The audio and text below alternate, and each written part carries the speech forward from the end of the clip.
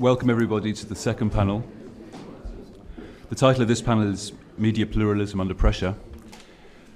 And I'll start straight away by introducing the panellists. Right at the end of the table on my left is Ismail Einashe. Ismail is a feature writer and investigative journalist based in London. He writes for The Guardian and The New York Times. He's a fellow at the Dart Centre for Journalism and Trauma at Columbia University's Journalism School and an associate at the Cambridge University Migration Research Network. Next to him is sitting Ola Larsmo. Ola is a writer and critic. He contributes to magazines and newspapers in Sweden. He was president of the PEN Sweden from 2009 to 2017, and he is now on the board of PEN International. He is also the co-author of a book published by PEN Sweden titled "Where is the Language of Democracy?" Next to Ola is Claire Potter. Claire is Professor of History at the New School for Social Research in New York and Executive Editor of the online journal Public Seminar. Claire is co-editor of the book Historians on Hamilton, How a Blockbuster Musical Restaged American History, and she writes for general audience publications such as Dissent, The Washington Post, Jacobin, The New York Times, and Eurozine. Sitting directly next to me is Ernst Gelegs. Ernst is senior correspondent for ORF Radio, which is the Austrian public service broadcaster, and Ernst is the foreign correspondent for Southeastern Europe, based in Budapest, and is responsible for for Hungary, Slovakia, Czech Republic, Poland, Romania, Bulgaria, and Greece. So that's the one head of a spectrum, and Ernst has been a constant presence on OFTV for covering some of the most major issues in foreign affairs, the Greek crisis, the refugee crisis, and most recently the developments in Hungary. So really pleased to see everybody here on the panel today. I'm just going to start by explaining a little bit about what this panel is about. So we've talked about definitions, causes, interpretations, and possible responses to populism, or perhaps better said, illiberal democracy. This panel is about, okay, what's the role of the media? And this is a issue, a dilemma that media across the spectrum are facing. How do we reconcile the principle of free speech and the principle of representation and neutral reporting and coverage with the danger of the exploitation and manipulation of free speech by anti-democratic forces? We're also dealing a lot with a West and East-West contrast here, and the idea is to try to bring these into context. So lack of media pluralism in Hungary and Poland, while enclaves of liberal democratic media remain, the mainstream media, the majority of the media, overwhelmingly propound the ruling national conservative ideology. For liberal media in these countries, beyond the question of mere survival, is actually just how to get heard and how to make an impact, how to avoid being used as a token example of media freedom. In Western Europe, on the other hand, we've got an issue of, as I said, how to reconcile the liberal commitment to a pluralistic public sphere with the protection of liberal democratic principles. This is notoriously being exploited by the far right, whose explicit aim is to obtain cultural hegemony by reframing the political debate and by shifting the boundaries of acceptable political discourse. So there are various, two possible responses to this. One is to exclude the far right, to not offer the far right a platform, and to argue that exclusion is, the proper form of engagement. The other alternative is to engage with the far right in order to avoid some of the dynamics that exclusion can cause. So that means effects of solidarity on the far right, promoting the discourse of the corridor of opinion, the notion of political correctness, and these kind of arguments that we're all very familiar with. So we were trying to be critical about how the media themselves are involved in some of the processes of far right mobilization, and let's also look at some kind of concrete examples. How are media, for example, covering the very fraught question of national boundaries and migration, which has perhaps been the defining debate in politics and was reframed the political boundaries since 2015. So without ado, I will hand over first of all to Ernst Gelegs and ask him first of all to talk a bit about his experience of the situation facing the liberal media in Hungary. There are no liberal media in Hungary anymore. Yeah, and secondly, also to talk a little bit about his experience of reporting from Hungary and the reception of his reporting here in Austria, which has also has created another set of controversies. Yeah, good morning, ladies and gentlemen. Thank you for the invitation. As it was said, I would like to tell you something about my experience as a journalist in Eastern Europe, in particular in Hungary.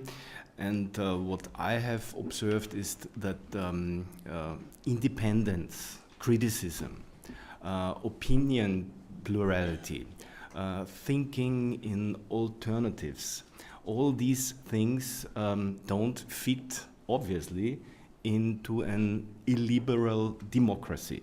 The question is, what is an illiberal democracy? It is quite difficult to find it out. If you ask Hungarian politicians, they all make qua qua qua. There is nothing what you can rely on. There is no proper information, and you have to look into analysis of professors, of political scientists, and you have to observe what's going on in Hungary. And as far as I understand, an illiberal democracy is a kind of a sort of power concentration which limits the impacts of checks and balances in this country. The Prime Minister or the Hungarian government doesn't trust in institutions, in independent institutions. It just trusts in loyal people who are loyal to him. Okay, so this is the basis. In order to start with this illiberal democracy, you have to curb the mass media, so you have to control it. And the first thing, when you remember when he was elected in 2010 with a 2/3 majority, he started to reform the media law. It was a big outcry when we remember, it was 2011. And this is, we have now in Hungary the toughest media law in Europe, with all the possibilities of the ruling party or of the rulers to interfere into the media, to intervene. For example, Orban and his government started with the mass media, with the public broadcaster MTV, the Hungarian radio and television. They stopped opinion plurality. They took into the state news agency MTE and reunited radio, television, and the news agency under one roof, and one department produces news for every broadcast, for radio, for television, for magazines, everything. So you hear, you see in every programs the same content. The second step was to control the independent media. How to do it? It isn't so easy to control independent media. You have just the possibility in doing so in trying to dry them out, to try to stop their, to get rid of their financial basis, I would like to say. That means the public, the mass media, the newspapers, the magazines, rely on advertising.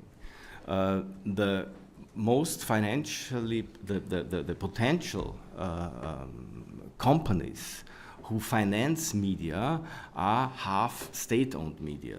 So the first thing was he ordered the state lottery, all the important half companies to stop advertising, to stop paying ads in these newspapers. This was the reason why the traditional left liberal newspaper Népszabadság collapsed at the end of the day.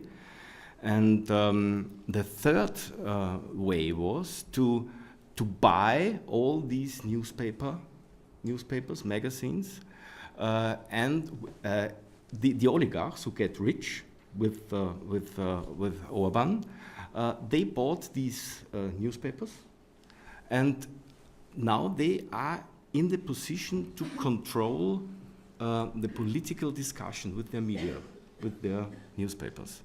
So after, let's say, 8 years Orban in power, you have almost no liberal media in the country. You have just Népszava, which is a newspaper, a small newspaper, which is a left-wing newspaper critical to the Orban government. You have HVG, it is a political magazine that works like Profil in Austria. And then you have the internet. So the only criticism, the only critical reports about the Orban government you can read in the internet.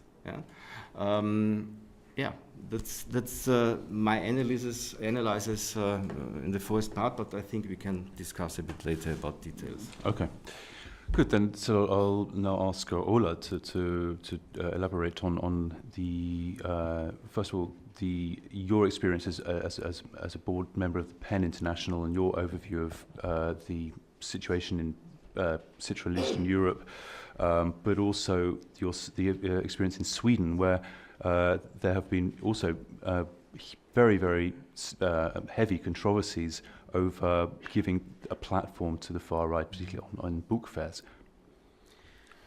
Oh yes, how many hours do I get? And I think we should, can you hear me by the way? Yeah. I think we should start out with the controversy over the book fair in Gothenburg in 2017, which all of the Swedish delegation here was heavily involved in, I can tell you that. What happened really was that a magazine on the extreme right wing, it's called Nya Tider, New Times, and it has over the years published text by well-known anti-Semites, for instance, and conspiracy theorists in Sweden. They were trying to take part in the Gothenburg Book Fair in 2017, and they had done that already. They had been represented, and nobody noticed them because they were just off in a corner somewhere. But this year, there was a media hype around their participation, so a lot of Swedish writers had to decide, can I participate on the same terms as this bunch of anti-Semites? I think we should call them that openly. A lot of people I respect and writers that I respect declined to take part in the book fair. I was at that time president of Swedish PEN, so I had to take a principal stand as well. And as you know, that same spring, an Islamist terrorist, Rahmat Akilov, killed 5 people in the center of Stockholm with a stolen truck. And I had a strong feeling that we can't leave these public spaces, whether we talk about streets or book fairs, to the extremists. We have to be there. So I decided to go there both as a writer and as a representative of Swedish PEN. It was not an easy decision, really.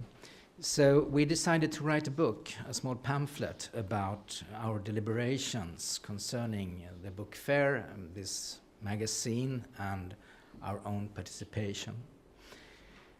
To put it really shortly, we decided that yes, the book fair is like, it's a commercial venue.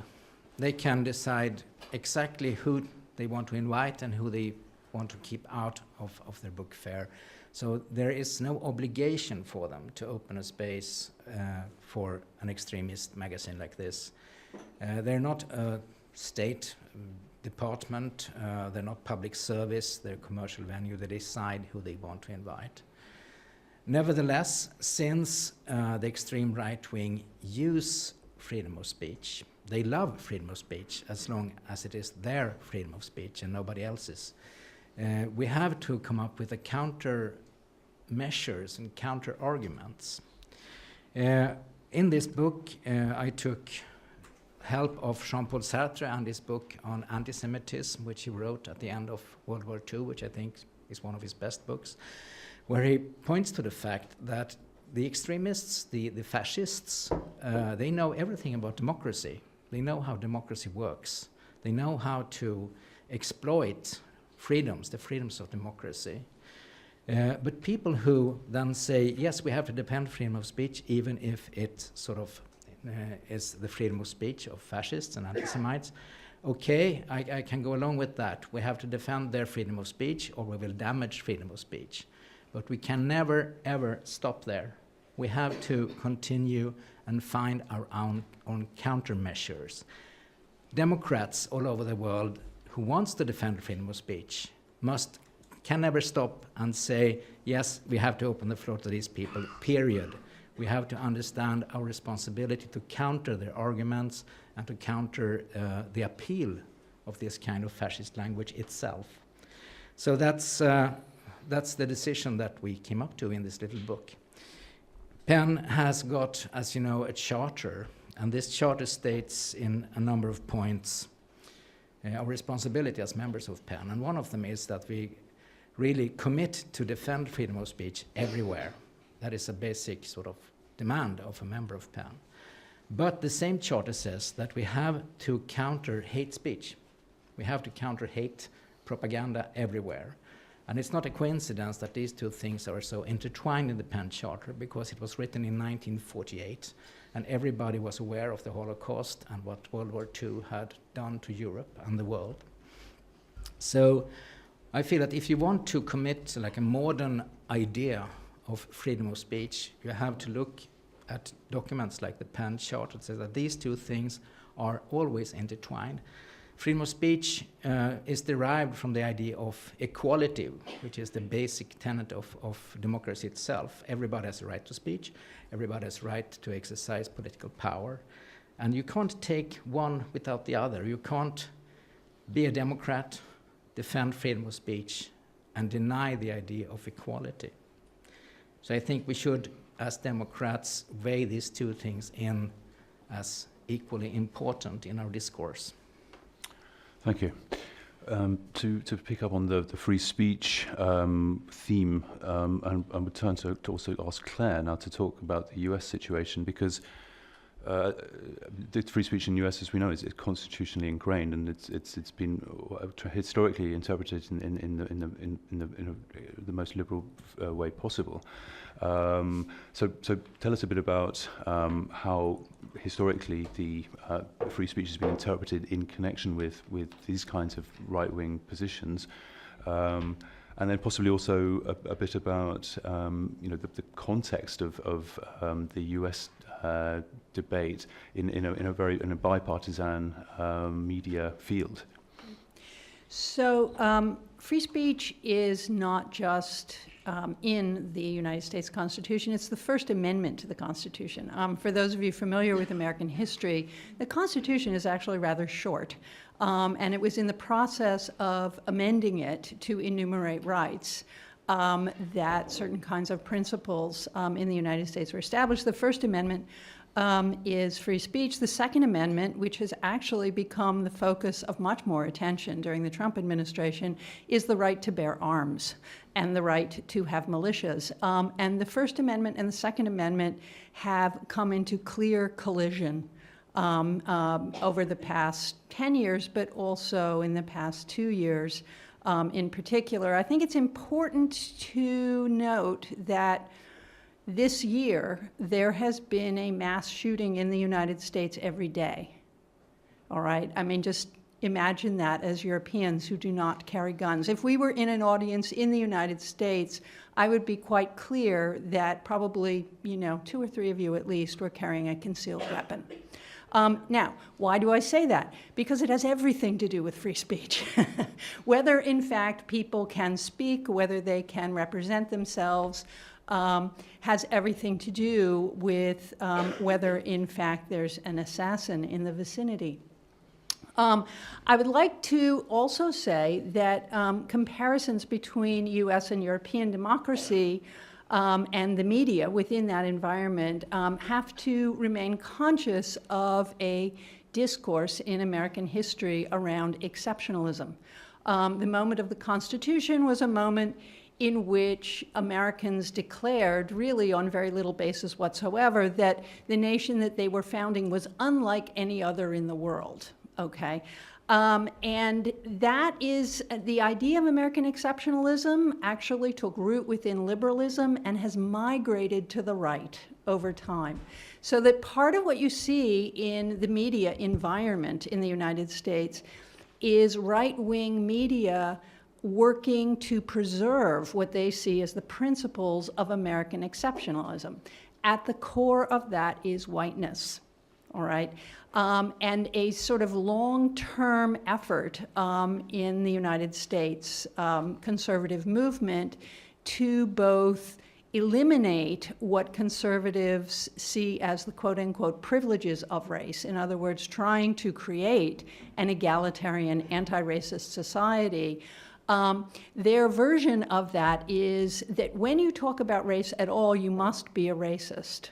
Okay, so there's this sort of odd balance in the right-wing media of both elevating whiteness and eliminating any kind of conversation about race that might make those ideas more complex. I think the second thing that has to be introduced in this environment is our very own keyword in the United States, which is fake news. I guess that's 2 keywords. But fake news has 2 aspects to it. One is obviously stems from the use of social media to spread false facts. Something that began way before the 2016 election, but was weaponized in 2016.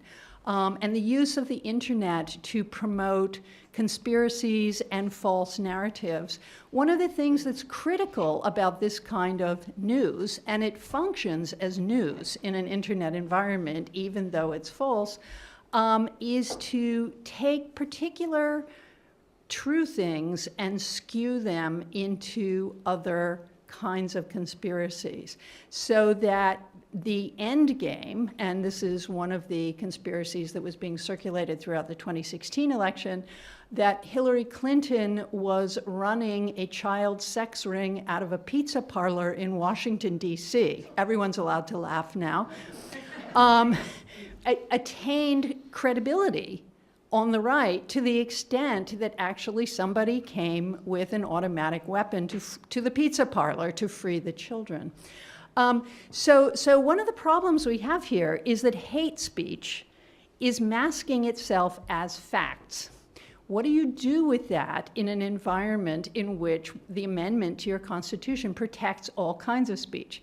Now, constitutionally, hate speech is not protected by the First Amendment in the United States. And yet, the problem is you cannot litigate this in an environment in which quote-unquote news outlets are proliferating relentlessly. The history of free speech laws in the United States has theoretically supported liberal values over time, both in their application and in debates over what conditions prompt limits to free speech. But free speech has also promoted conservative values over time. And part of what has really shifted in the last 2 years decisively is that conservatives in the United States, both conservatives within the Republican Party and the right-wing fringe that is mostly supporting it, no longer actually think about free speech as being a universal value. Rather, they imagine it as a weapon that can be used against liberals, otherwise known in the United States as libtards. And so an aspect of free speech in the United States is the invention of these new keywords that actually speak volumes to a conservative audience that liberals often don't understand. Okay, so why do liberals not understand them? Because part of what has happened to the media environment is that it is so corporatized that every news outlet is more or less narrowcast to a specific audience. And you combine that with the fact that almost anybody can have a news outlet. One of the things I was astonished by when I went to the Conservative Political Action Conference to report on it for Public Seminar is the vast numbers of radio stations that exist. Okay, radio, sort of the oldest instrument of propaganda in the world, is now on the internet. Anyone in the United States can actually have their own radio station, and you don't even have to be there to listen to it. You can download it as a podcast. So social media has actually proliferated the capacity to generate false news. I would also say that technoculture in general has contributed to a divided and media environment that I think Eli Pariser called the filter bubble. And technoculture, which is essentially libertarian in the United States, argues that all ideas are the same and they should all be able to circulate freely. This form of libertarianism actually then conveniently denies other kinds of distribution of power that give some kind of ideas more value than others. But it's also true that the advance of technoculture has really put the media, or the legacy media in the United States, in a weakened position in the first place. And legacy media was always over-reliant on advertising. Okay, the idea that there should be some kind of public funding of media never really took hold in the United States, even though we have a few public outlets on radio and television. But this sort of over-reliance on advertising means, bizarrely, that an outlet like the New York Times or even the Wall Street Journal is actually competing with an upstart like Breitbart, right, which is full of Nazis. I mean, real Nazis, not fake Nazis. I'm not being, hyperbolic here. Furthermore, certain kinds of legacy-type outlets, like the television network Fox News, has become a full-throated propaganda arm for Trumpism in the United States. So if you have these kind of bifurcated audiences, if you have proliferated the idea that news is fake, that anything you hear could be a lie, then you find it almost impossible to talk to people about what they're hearing. And otherwise reasonable people will tell you things that are simply bizarre. Finally, I'd like to say that part of what has happened to putting news online and this proliferating news environment is that news in the United States is now a form of entertainment.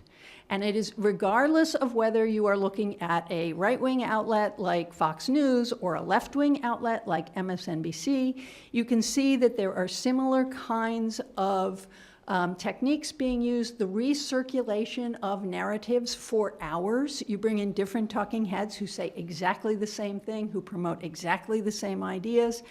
And this idea that you actually have to retain an audience and entertain them means that actually journalists are frequently writing to the audience rather than informing the audience. And I'd like to just close by saying that this is something that Public Seminar is really trying to grapple with. Like, under what conditions can a truly independent outlet like Public Seminar intervene in this kind of media atmosphere. And one of the problems we've come up against is, we say, all right, conservatives are welcome at Public Seminar. And yet, one is often hard-pressed to imagine who you would actually invite to write at Public Seminar if, in fact, the things they want to say are not true, arguably not true. So I think one of the things we're going to be looking at in the future is how to imagine new forms on Public Seminar in which we actually cross some of these boundaries and create conversations that are authentic and challenging without trying to pander to the environment that already exists. Thanks, Claire. That was absolutely fascinating. I will now turn to Ismail and ask him to talk a bit about the British situation. I think the British situation is fairly unusual when we're looking at the media, in that there is a predominantly right-wing opinion in the media, which is not necessarily to say the same thing as saying that there's a predominant right-wing predisposition within the British establishment, or the media establishment. So it's I think a somewhat complex issue, but you've been reporting on, for example, the Grenfell catastrophe. You've been writing about the hostile environment, and you've been writing also more longer term about the developments since 9/11 in British security policy, these kind of issues. So can you just give us sort of an impression of the kind of issues that you're facing? Hi, good morning. I hope you can hear me. Well, thank you for having me.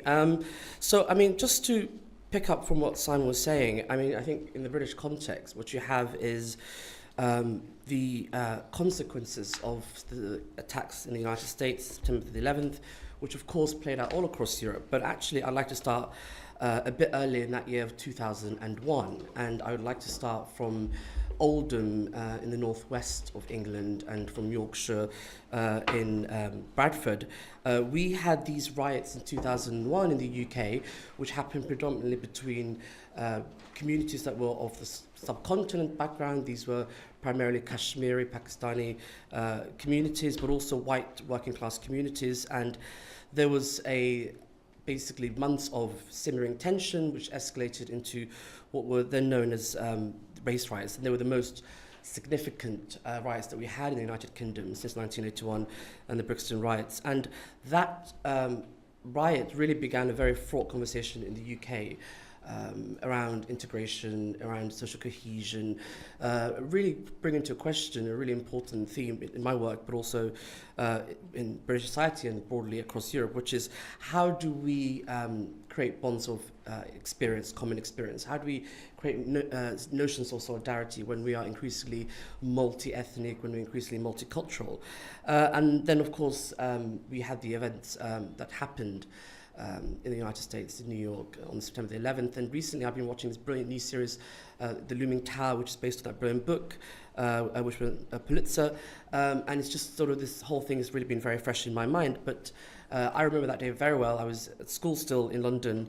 And after that, everything changed really, because what happened in the United Kingdom, as in much of Europe, is suddenly anybody who had a Muslim background was suddenly suspicious. There were these questions in our broadsheets in our public media about whether Islam and Europe could be compatible, whether we could integrate Muslim migrants into European society, whether it itself, Islam, was compatible with liberal democracy. And of course, Claire made some fantastic points, but one of them was about historical erasures that go on, and I'll bring up that a bit. But if you just look at the history of Islam in Europe, and we're in Vienna, is very long. And the idea that somehow democracy is a Western invention is, in fact, I'd argue, wrong. And the fact that people argue that somehow the desire for freedom is somehow inherently Western, it's not. I think it's universal. But anyway, the consequences of those events after 9/11 meant that we had this whole conversation around integration and social cohesion and all these things. And then, of course, that had an impact on the public sphere.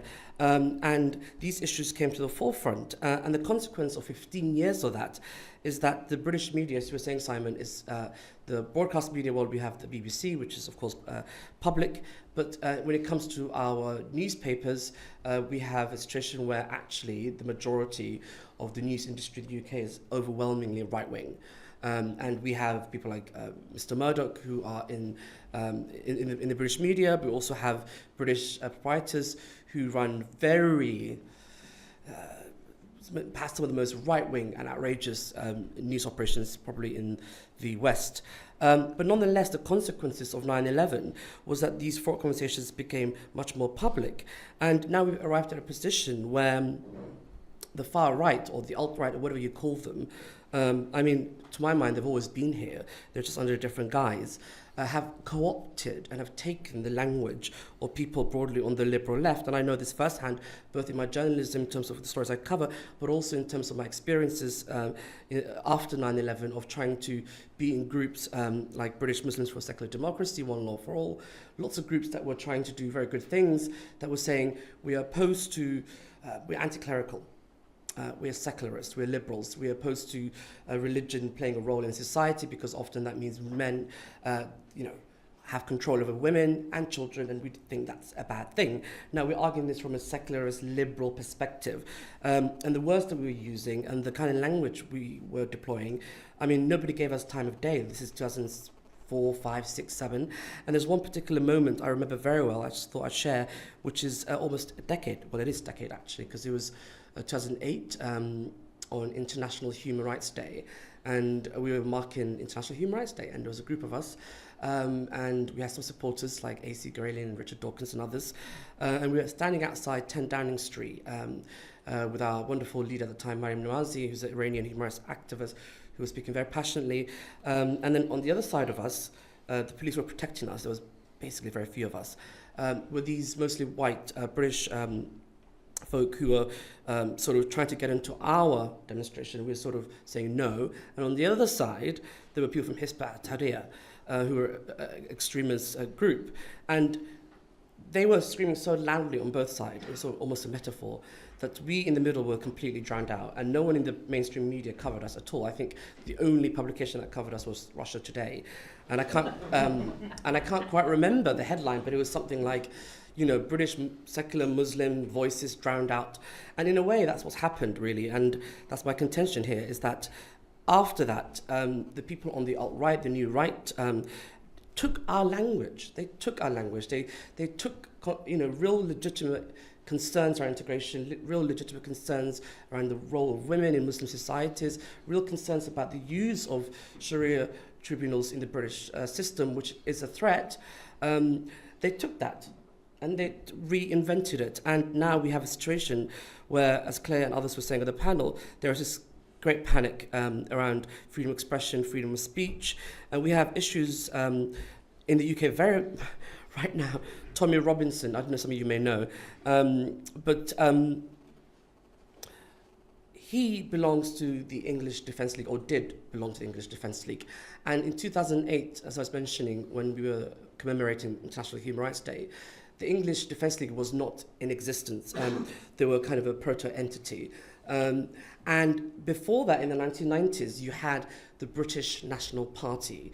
And before that, of course, you had the National Front. Now, note the change from the British to the English. And I come to Brexit, because Brexit very much, to my mind, is a reflection of a disease within England.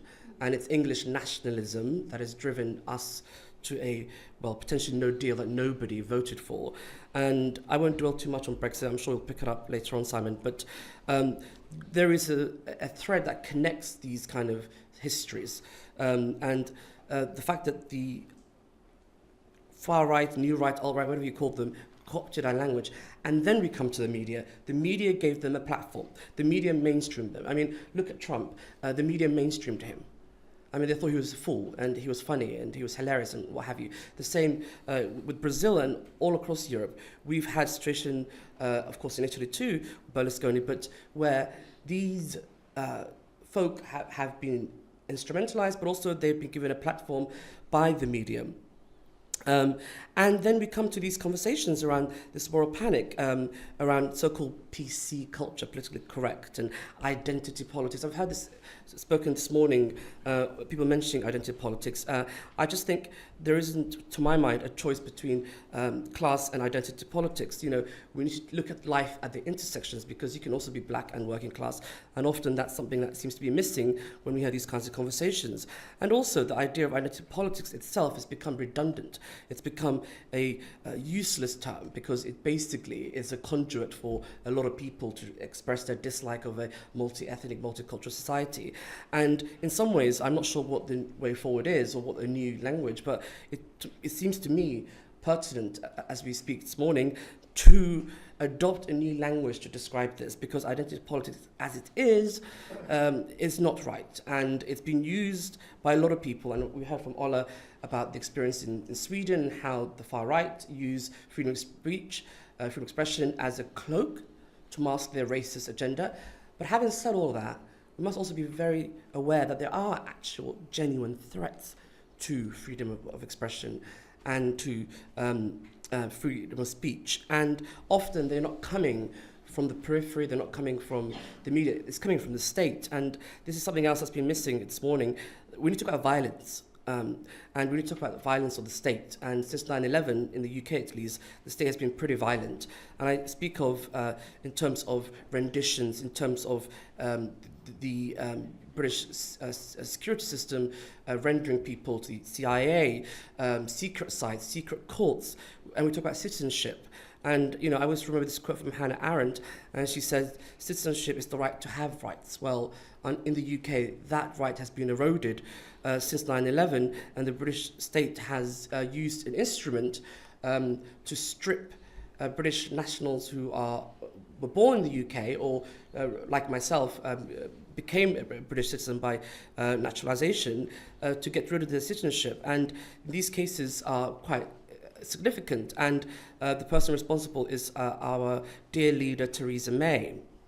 When she was the Home Secretary, she was very much part of these kinds of instruments, the hostile environment, we've had the Windrush scandal, but all of these point to the state creating a space where not only rights are being eroded, but the state is representing, at least in the UK context, to us, in the British context, society, the threat of terrorism as an instrument to take away our rights. And it's a red herring, and it's a dangerous one. And that's something that's been playing out. And just coming to the end, I wanted to also pick up a couple of things around that were said this morning around left and right.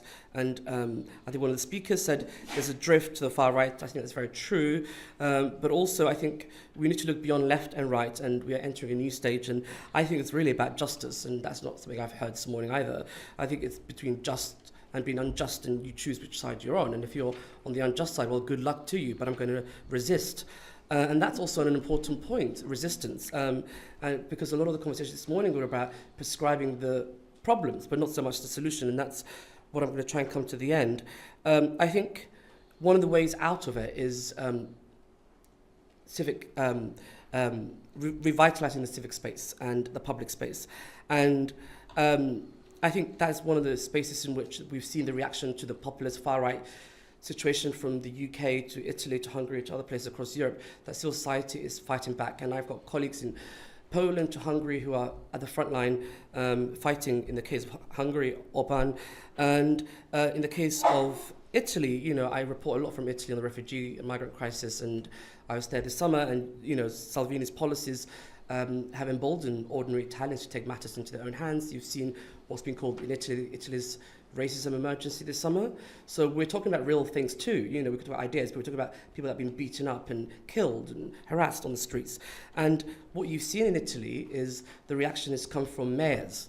The mayor of Palermo is fantastic, for example. There's a mayor at the moment who's arrested for giving support to refugees and migrants. And the final point, Simon, coming to an example I wanted to share is from London, is from the Tate Modern. I've been involved with a project with Tanya Bugara, the Cuban artist, and she's done the Tate Turbine Hall show, which is on, so come see it if you can.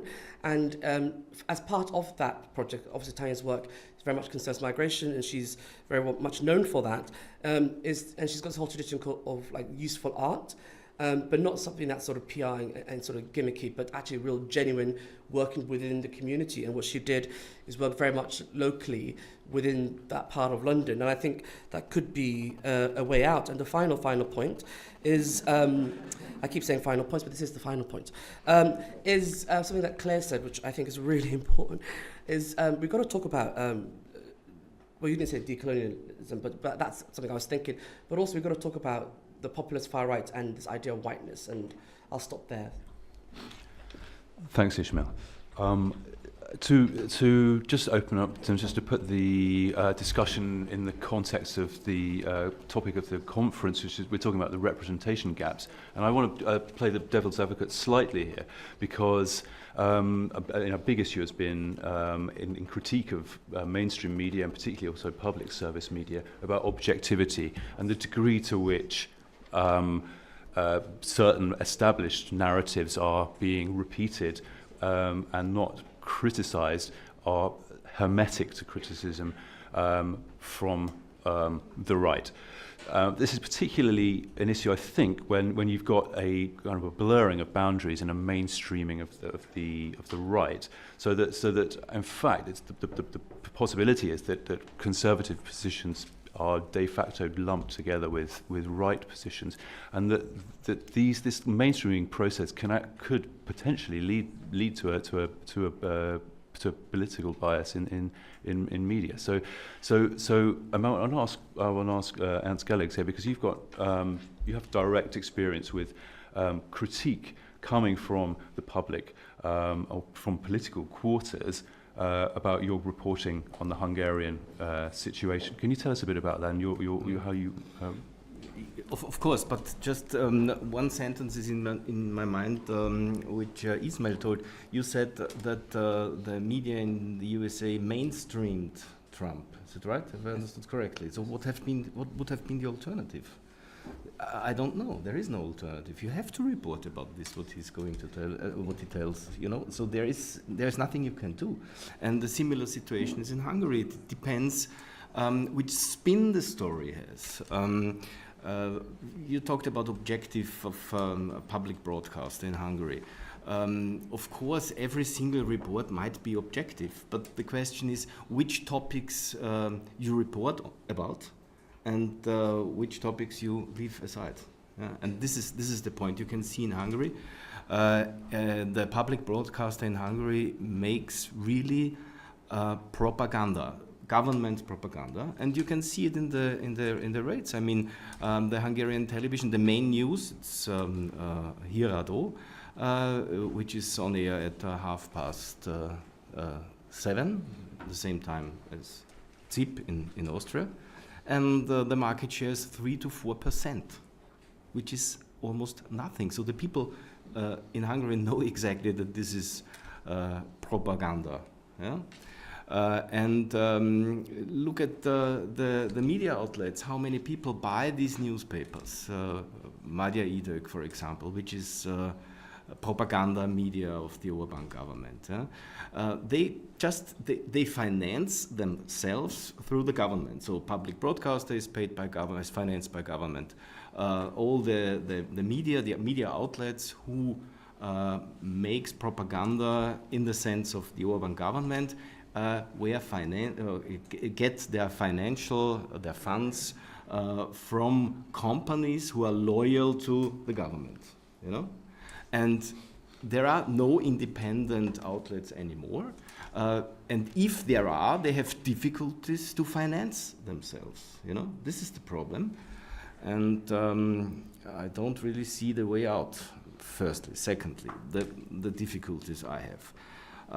Of course, the government tries to... So we have a media law. This is the legal basic in Hungary. And the media law is designed, or has been designed, to control mass media and to root the political discussion in the right way, right, which is a funny double meaning in this case. Yeah? This is the legal frame, and within this frame, the government tries to to control everything, message control, which is the key word in the country, in the meanwhile in Austria as well. So everything is message controlled. And of course, the foreign media have a different position. So they cannot be controlled properly by the rulers or by the government. And basically, I think that the government doesn't care really about foreign correspondents coming from France, Finland, Sweden, Denmark, Great Britain, a bit more, because for them it's important which messages are received by the voters, you know. And ORF is in a bit different position because ORF can be received in Western Hungary. And it is a tradition to watch ORF news programs because during communist times, many Hungarians switched secretly to the ORF programs to see how it is, how the reality is, yeah? And they still do so. And in Western Hungary, from the ORF reports, in Western Hungary, people get a different picture of the political situation of their country when they watch ORF in comparison to MTV program, to the Hungarian television. And then they start to think, why? Why is it? And this is the main point, I think, to my mind. This is the main point that the government, the Hungarian government, tries to control ORF messages as well, the ORF reports as well, but failed so far. They tried hardly, so they sent the Hungarian ambassador 2 or 3 times to the CEO of ORF, and the ambassador demanded my immediate sacking because my reports were wrong, he said. Yeah? He said the reports of ORF are wrong. And the CEO told him, okay, if you think it's wrong, then you have legal possibilities to bring him to court, do it, Rundfunk Commission, for example. But they never did, of course. So there were heavy interventions against me and against the office in Budapest, but so far it failed. And the interesting development we have now is that the FPÖ, the Liberty Party, is in government, and if you compare the party program of Fidesz with the party program of the FPÖ, you find many similarities. It's almost the same, congruent party programs. And what I have experienced is that some representatives of the FPÖ have got the feeling that criticism against critical reports about Fidesz and the Fidesz policy, they think it's critical towards FPÖ, you know, and the interesting development is that representatives of FPÖ started to criticize the ORF reports about Hungary. Yeah? And but so far they failed to intervene against me and my office. But this development you can observe. Yeah, okay, great. So I'm looking a bit at the clock and also the need to take questions from our audience. So the panelists will excuse me if we go straight to the Q&A question at this point, and panelists can then have a chance to develop on those questions. So let's start with some questions. Possibly, Rachel, would you like to begin the...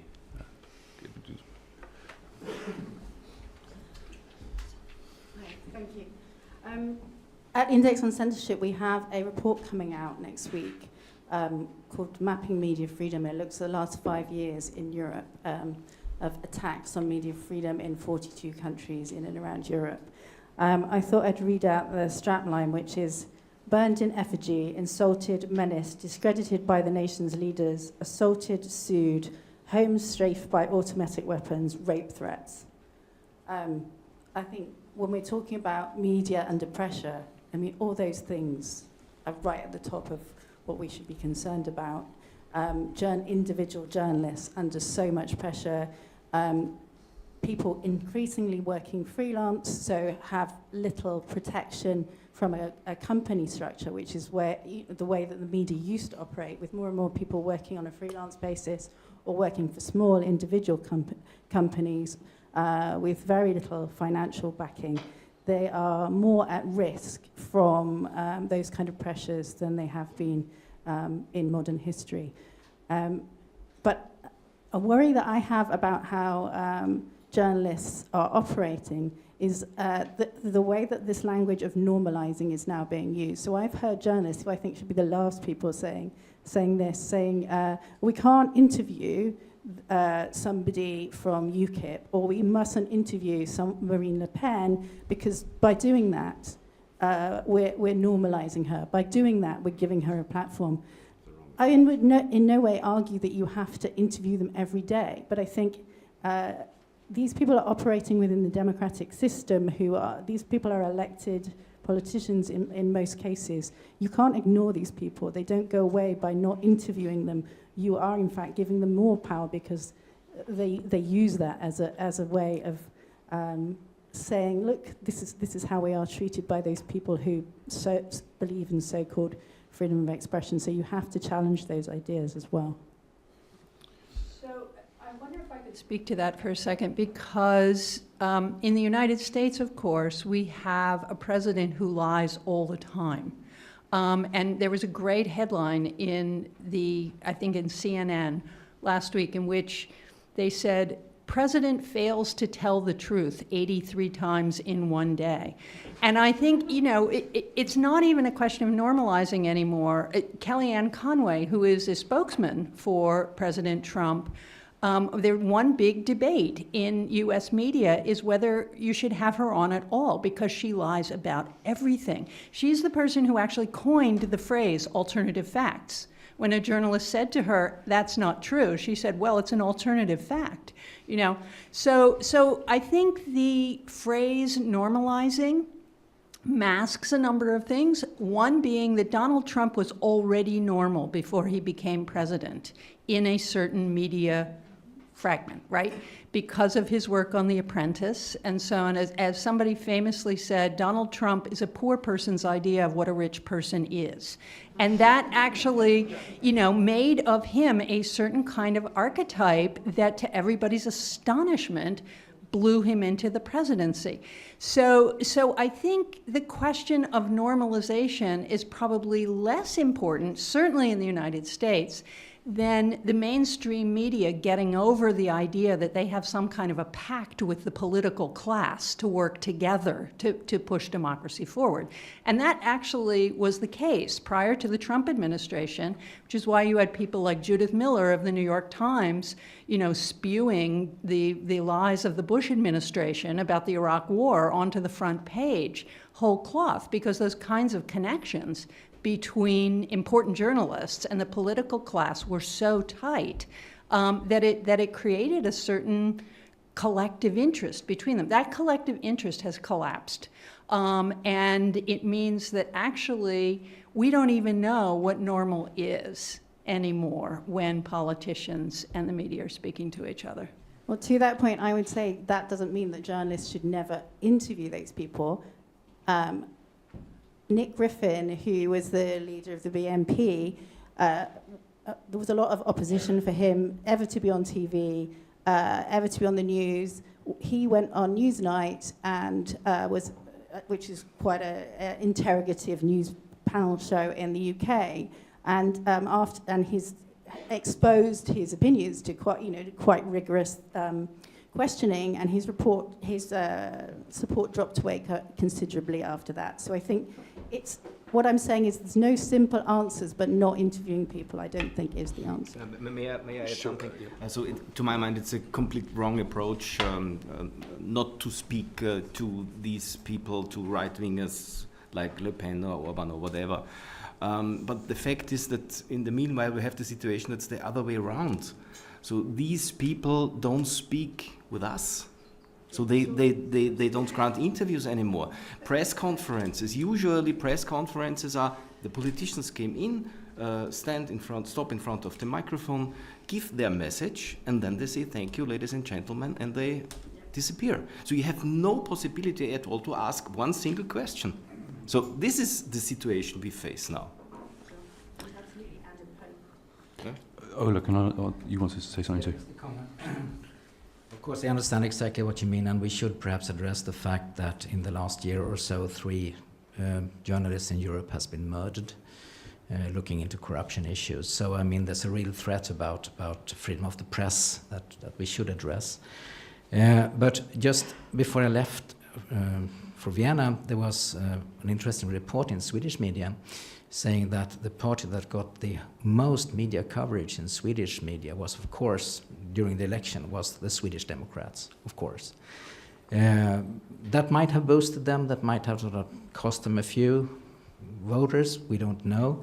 But the thing is, what I feel often is that I write for myself for large Swedish newspapers. I shouldn't be sitting here criticizing media in that way, but I feel that sometimes the attention these parties get is not based on knowledge. The journalists don't delve deeply enough into these parties and their background. So I don't think it's wrong at all to interview them, but I think that you could expect more from serious journalists being more prepared and more knowledgeable about the sort of language these parties are sort of giving us. If there were time, I would like to talk much, much more about hate speech, because I feel that there is a common hate speech narrative in the right-wing populism in Europe and the States. That is their number one weapon, actually, and I feel that a democratic strategy would be to take that apart, but I guess we'll have to discuss that over coffee. Let's take another question from the floor. Yeah, Tobias Voss, I'm Vice President of the Frankfurt Book Fair, and I would like to come only shortly to the point of Gothenburg Book Fair. As you know, we have another position.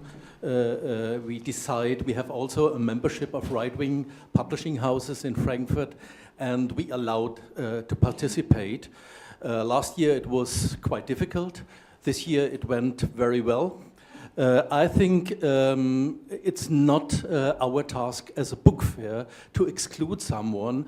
The only exception is if they are doing something against the law. And we have a close eye on this. If there are, the Holocaust is denied or something, this is not only German publishers, it might be found also in the Arab region. We have a close look to this. But we have the position.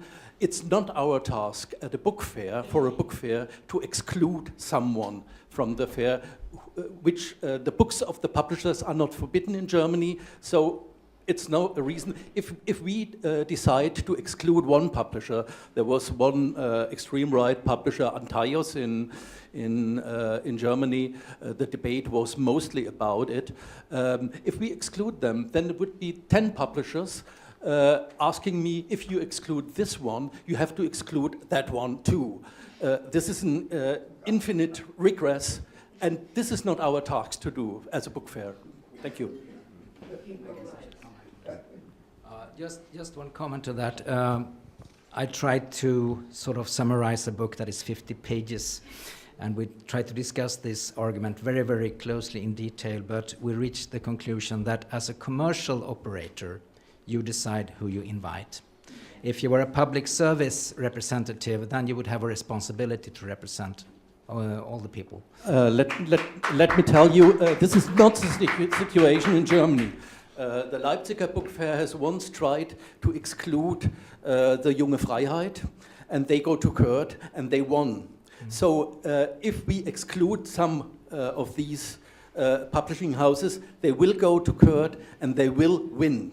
So it's not our aim to give them the possibility that they come with a judge to the book fair. Mm-hmm. So we are not in the situation.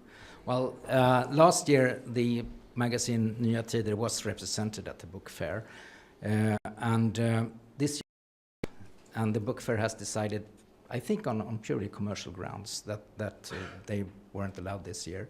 But I also, this is quite important, because what happened last year in 2017, since this right-wing magazine got all this attention, was that the Swedish Nazis decided to demonstrate outside the book fair. And I watched it all from both from the street and from the high tower where the fair was taking place. And you could say their ambition was actually to crash the book fair. They wanted to storm the book fair, and the police, thank God, stopped them. So we have to be very, very clear that, as I said, this is my main argument, and this is very important to me, that if you allow these people in, and you might do that to defend freedom of speech. I mean, I'm for that. PEN is for freedom of speech, as you say, for people that make your blood boil. That's a common phrase. But if we do that, we have to have the democratic counter-strategy in place. We have to defend the basic tenets of democracy, otherwise we fail. So if you let them in, please, please, please have a clear counter-strategy how to defend democracy. That wasn't in place in Gothenburg. I completely agree. We'll take another question, and I'll also encourage editors here to talk a bit about how they've dealt with some of the questions we're talking about.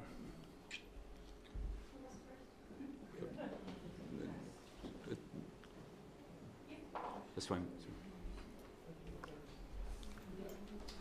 First of all, thank you so much for one of the best engagements on free expression. I want to say, first of all, do read the website Rachel mentioned, which is called Mapping Media Freedom. There isn't anything else like it, and it's incredibly useful and comprehensive, though rather depressing. But there's one tiny thing that we haven't talked about. To silence people, or to give them what Mrs. Thatcher famously called the oxygen of publicity. And I absolutely agree with Ola that, in a sense, you have to err on the dangerous side by giving the oxygen of publicity rather than silencing debate. It can be dangerous, but the one tiny, tiny thing we haven't talked about. I've just come back from Budapest, and so I was particularly interested. But the one thing that nobody's talked about, and what I discovered in Budapest, as I've discovered in other countries at different times, is this thing, this little thing that sits on your shoulder like the golem. It's called self-censorship. And we don't talk about it, we don't write about it, but it's probably I mean, I'm exaggerating, but that's what I do for a living, maybe. It is the most insidious form of silencing, of censorship that we have, and it arises from fear. Two people in Budapest whom I met, good Hungarian citizens, one of them a founder of Fidesz. And remember, I interviewed Orbán in 1991, very exciting. And they said, what, you want me to get in trouble? No, of course I can't say these things publicly. So there you go, that's all. But thank you so much. Also for the enormous courtesy of speaking in my language that I can understand. Thank you. Yeah, I'd like to say something about self-censorship, because actually one of the hallmarks of the is his inability to self-censor.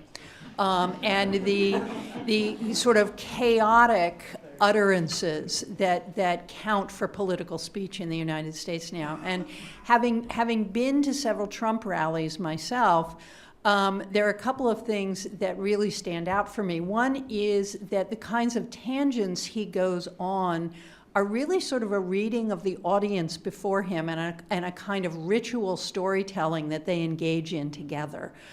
So I think what we're seeing in the United States is the lack of self-censorship. It's very difficult for people to know whether he can't help it or whether it's a strategy, right? But I would also say that the press has actually done the public a disservice by serving up many of Trump's most inflammatory comments without context. Because actually, if you attend a Trump rally, you come away with something very, very different than what you see on a news report. And one good example of this is there's a poem that Trump recites. It's actually not a poem, it's an old folk song called The Snake. Are any of you aware of this? Okay, so it's about someone who invites, a woman who invites a snake into her home, and the snake eventually kills her. And it goes on for a long time, and at the end, the snake says, "You stupid woman, you invited me here in the first place." Okay, it's a parable about immigration.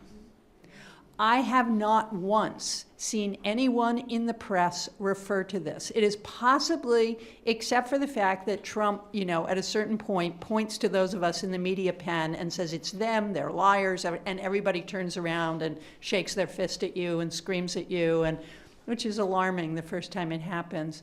But it is by far the most chilling aspect of a Trump rally when he reads this, what he calls his poem, and people encourage him to do it.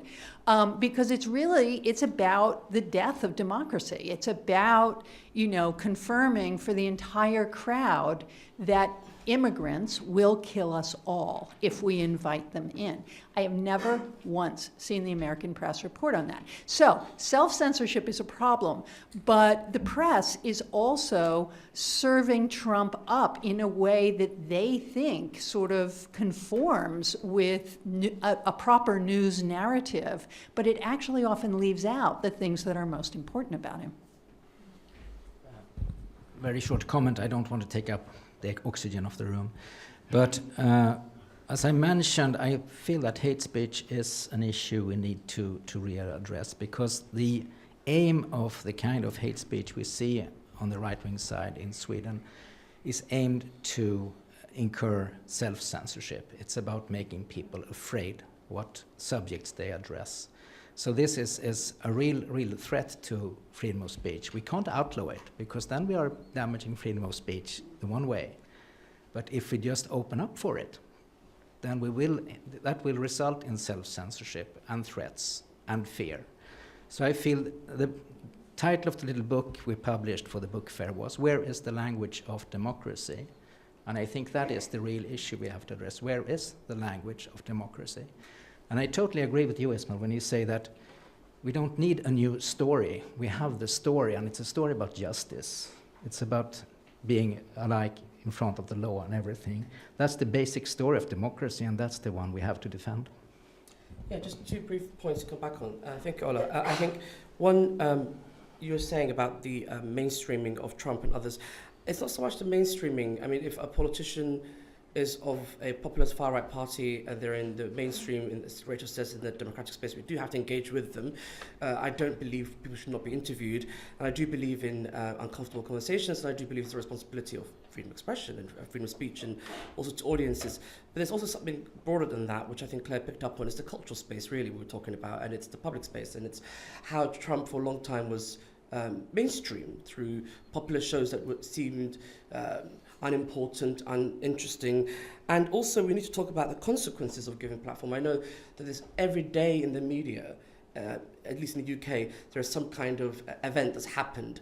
This week in the UK it was William Sitwell, who's a chef and a judge on a TV show, who got an email from a vegan, and she said, because he edited Waitrose supermarket, the food magazine, and he got an email from this woman who's a freelance journalist, and she said, look, I want to propose writing a series about vegan food. And then he responded back, kind of unfunnily, but anyway, saying, oh, well, maybe we should do a series about how to kill vegans, maybe how to interrogate them, maybe how to force them to eat meat. And then he had to resign. And then obviously I'm reading there on the plane here yesterday at the Times, and then there's someone in the Times be like, this is about freedom of speech. And you go, oh, goodness sake, it's something so peripheral. And we have these conversations happening all the time, but we're losing sight of the consequences of these things. They're happening on the periphery. They're happening to real people. So it does matter who you invite, actually, and you do need to think about countermeasures.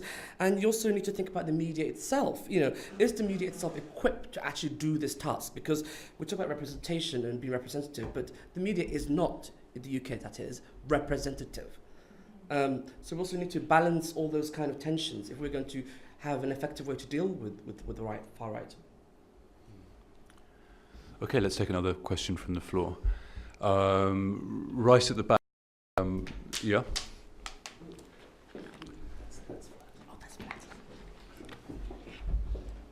Thanks a lot for the panel, and especially for the last 2 points you, Ismail, and Claire made.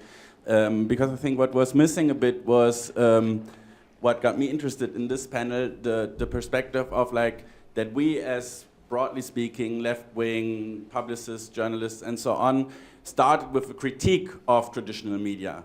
And now we have a problem that we are being put in a position where we should defend something which actually we in the first place started to critique because it's not representative, because it's not inclusive enough, because it's not democratic, because it's funded by private or by state and so on and so on.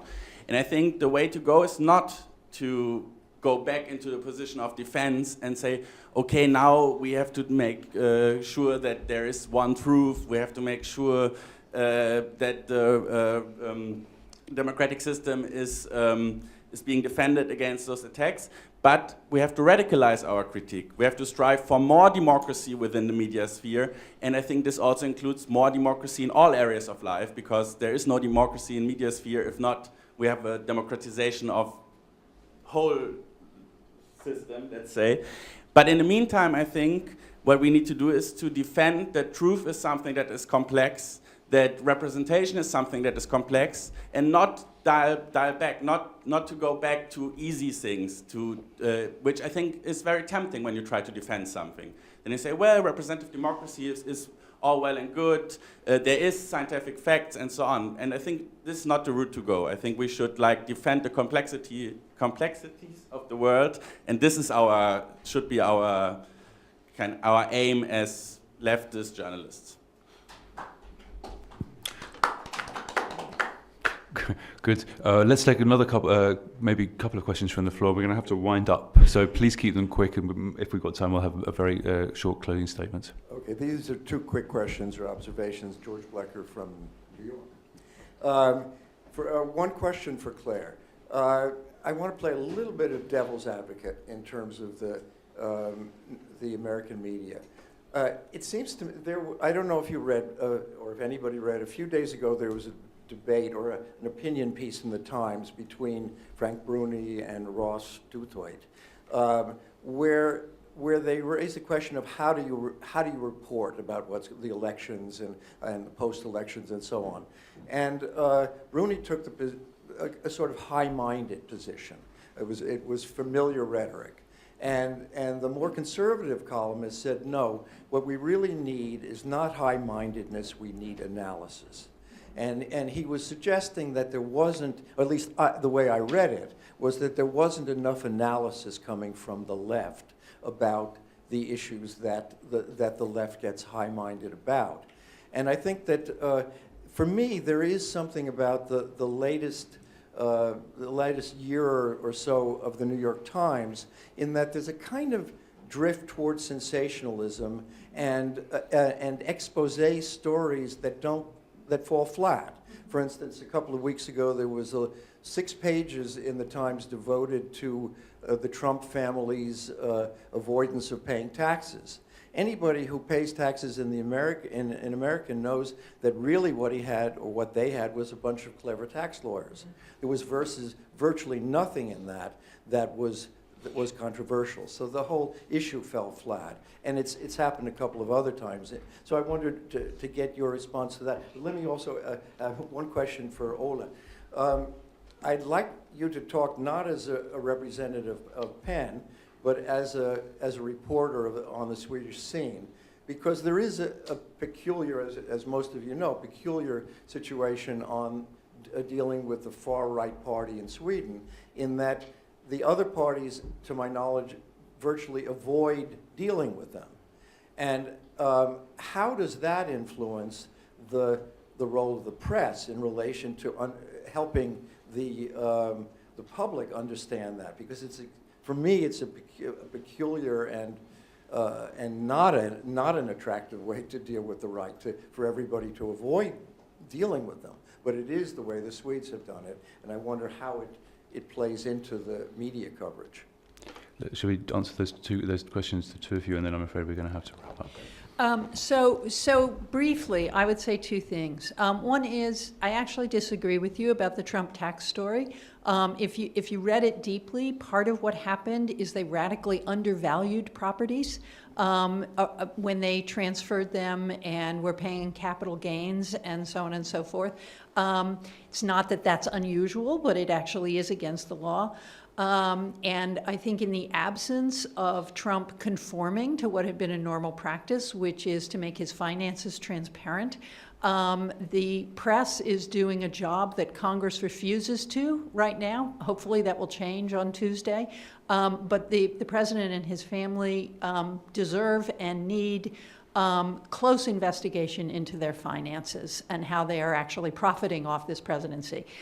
So I think that's the thing I disagree with you about. What I agree with you about is I think both mainstream media outlets are frantic to keep eyeballs, which means they are throwing stories out there before they're finished, before they're well investigated. They are having these sort of gotcha moments, which Trump inspires, you know. So he says something horrifying and everybody goes, oh my God, that's horrifying. We have to write about that for 3 days. So I think Ross Douthat, who I have mixed feelings about, is correct that what we need is analysis. A deeply reported story is important, but it's not the kind of thing that actually large numbers of voters are going to read. What they actually need is a story saying, why is this important?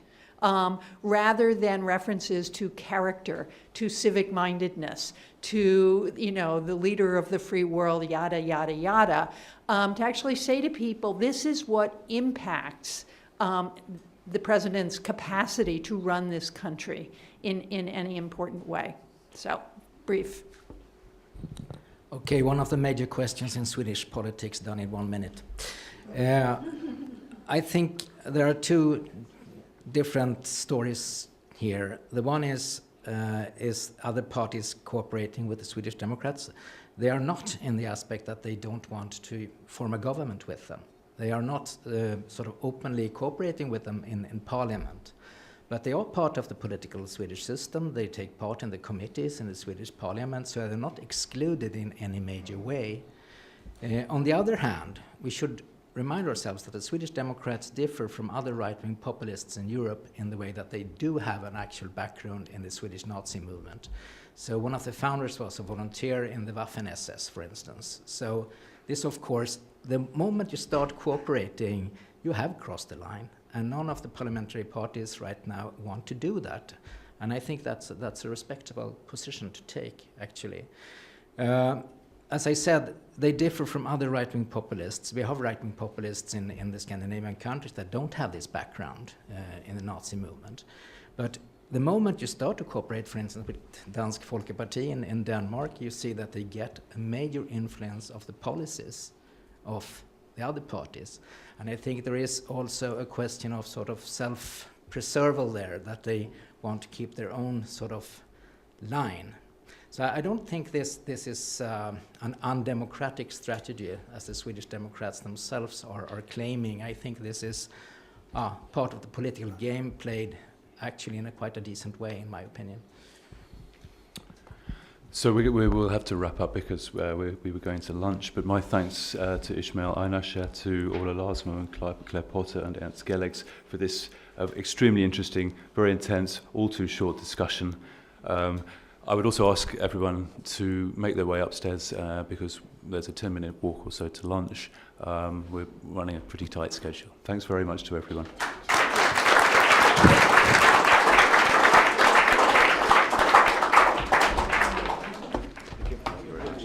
I could have stayed here all day. Yeah.